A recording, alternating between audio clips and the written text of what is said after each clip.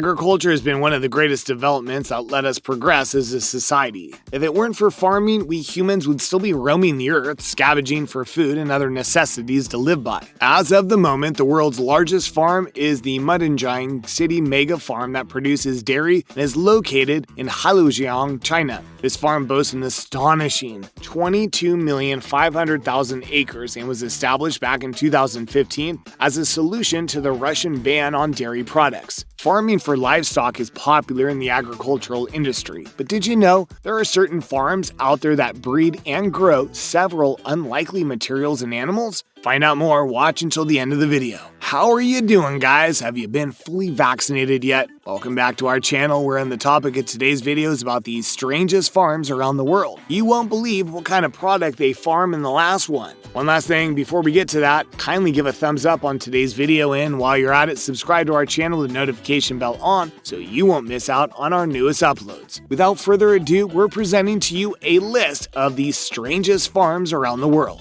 Snake Farm in Thailand. Starting today's list of the strangest farms, we've got the Queen Savuba Memorial Institute in Bangkok, Thailand. Aside from being a farm, this institute also doubles as a popular tourist spot. It specializes in the husbandry of venomous snakes and does a lot of research wherein they extract venomous snakes' venom to produce cures and vaccines against snake bites. This farm is deemed essential, especially for people who got bitten by venomous snakes. Process makes use of thousands of venomous snakes, wherein researchers at the farm force these reptiles to bite into a jar to produce their venom. As the venom drips from their fangs, it's collected and used to make the anti-venom. Those who want to see how this works can pay a small fee to watch a deadly snake being milked. There are several other snake farms in the world, but the Queen Savuba Memorial Institute serves as the most popular among them. Moose Farm in Russia. Next, we have a moose farm, which is quite an unlikely crop. How and why would you even farm a moose? As it turns out, moose milk packs a lot of nutrients compared to cow's milk. Not only does it have more essential amino acids, but moose milk also has double the amount of fat and is slightly pine-scented. The only farm that does this is the SUMAROKOV Moose Farm, which is located near Ivan Susanin Sanatorium in Russia, where they primarily farm these majestic animals for their milk. The farm opened in 1963 with 2 calves and has since fostered over 800 moose. The moose that produce the milk are not kept on the farm but range around the local forest till they return to the farm to give birth. Milking a moose is quite dangerous and is tasked only to a select few farmers. Despite the many benefits of moose milk, the institute doesn't earn much from their primary product because there are only limited amounts of milk produced yearly, and it only happens once. Despite this, they make money from the tourists who come to see the moose. Spider Goat Farm in Utah, USA. Continuing with the list, we have another curious farm located in Utah that specializes in farming spider goats.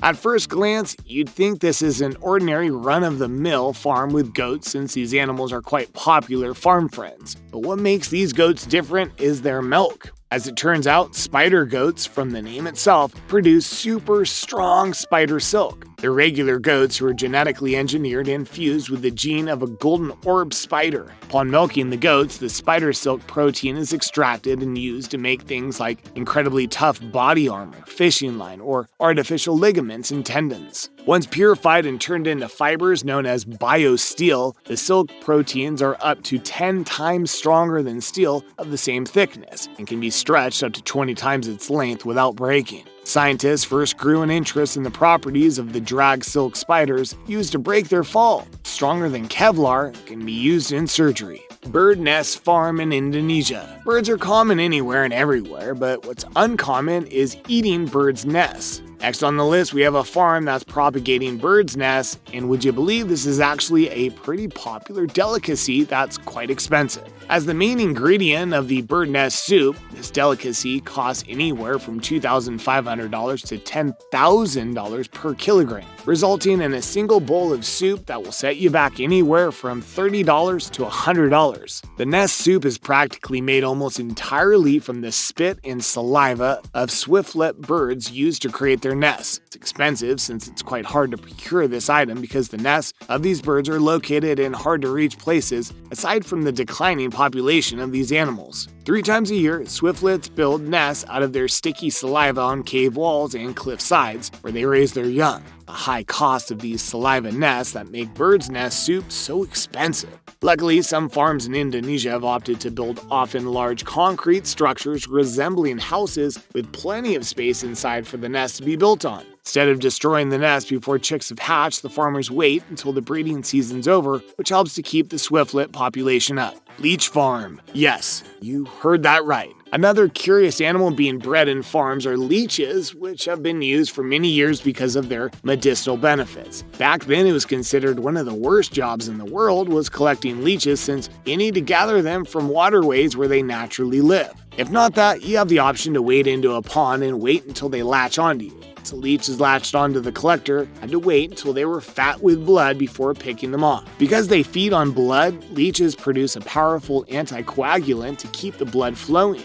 Attaching leeches after surgery helps blood reach the site of injuries. Today, leech farmers no longer need to sacrifice their own bodies to have these creatures attached to them, since they now make use of sausage casings with sheep's blood. The International Medical Leech Center near the Russian capital of Moscow produces up to 3 million leeches a year. According to the Los Angeles Times, the operation once provided the leeches Joseph Stalin used to treat his headaches and depression. Fortunately for them, the dictator responded well to the treatment and the farm remained open. Space farm. As we all know, space exploration has been a hot topic these recent years, especially lately since we've seen how the richest man on the planet made his way into space. But other than that, the research to see if it's possible to grow plants and crop on different planets is still undergoing. As of yet, scientists have been growing crops in space stations, which is a success. The crop they managed to produce is sent back to Earth for further analysis and research. It was only in 2015 that astronauts first ate food produced in space. Using a system known as Veggie, the astronauts on the International Space Station grew their first crop of Red Romaine Lettuce. By using LEDs as the source of light for the plants, the system doesn't waste energy on producing heat. It can also be tuned to specific wavelengths that can best be used by different crops for maximum efficiency. Since then, cabbages, mustard, kale, and pak choi have all been grown on the ISS. On Earth, the Veggie system has been tested on over 100 different plants, so the menu of the first restaurant in space is likely to be fairly expansive. Body farm. Last but not least, we have body farms. Yes, real and decomposing human bodies are present on this farm, where it serves as a research facility where decomposition can be studied in a variety of settings.